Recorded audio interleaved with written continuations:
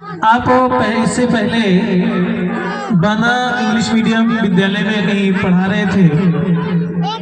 आप इस वर्ष हमारे विद्यालय में कार्यरत हैं और मेरा सौभाग्य कह लीजिए कि आप सभी ईश्वर की माया है। मेरा शिष्य भी है और आज हमारे स्टाफ में कार्य भी कर रहा है। मुझे काफी गौरव की अनुभूति हो रही है कि हमारा शिष्य आज हमारे ही साथ स्टाफ में कार्य कर रहा है। तो मैं उनसे चाहूंगा आइए और अपने बातों से बच्चों का मार्गदर्शन करें। रविशंकर जी।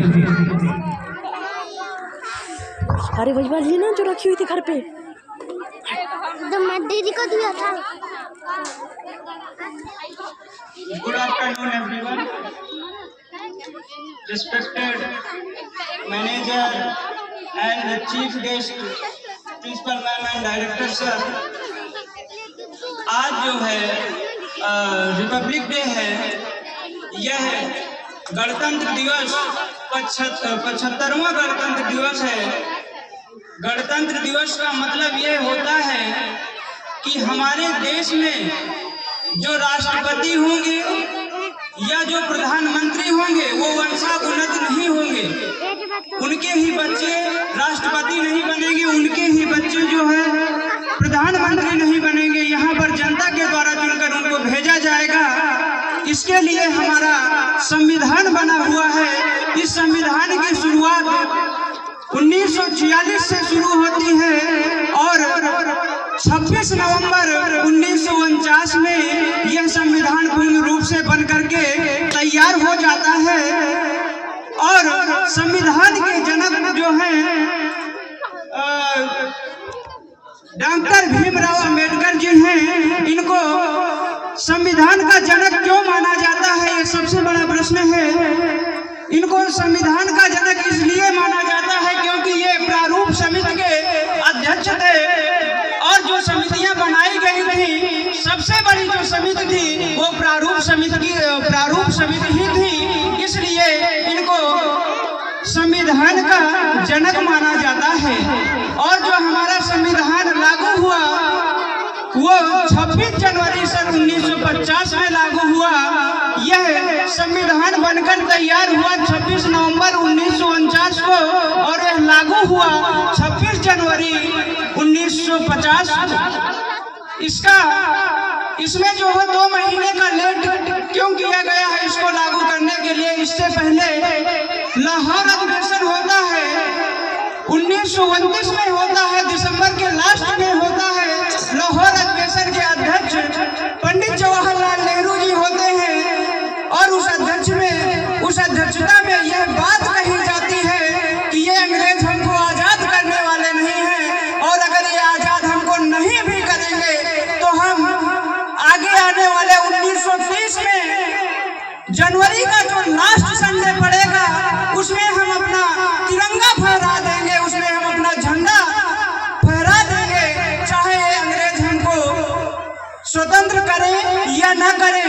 और 1930 जनवरी 1930 का जो आखिरी संडे है वो 26 जनवरी को पड़ता था और उन्होंने रावी नदी के किनारे झंडारोहण किया, झंडा अपना फहरा दिया।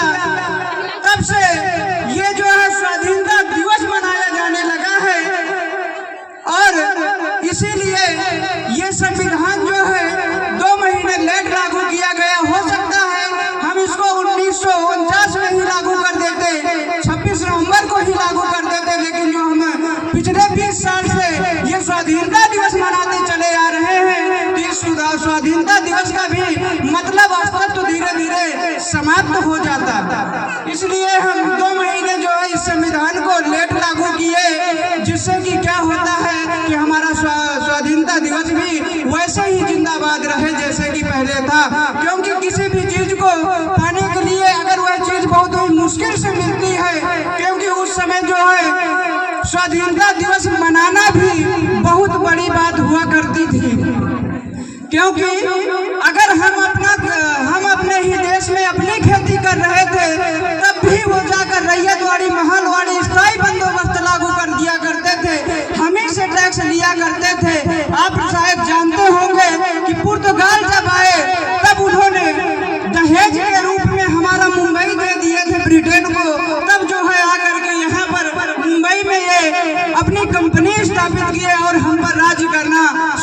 कर दिए थे। इसका मतलब यह है कि हम ही में कुछ ना कुछ कमी रहती है, तभी हम पे कोई ना कोई राज्य करता है, अन्यथा किसी की इतनी हिम्मत नहीं होती कि हमारे घर पे घुस ही जाए। एक पंक्ति याद आ रही है जो है डॉक्टर भीमराव अंबेडकर की।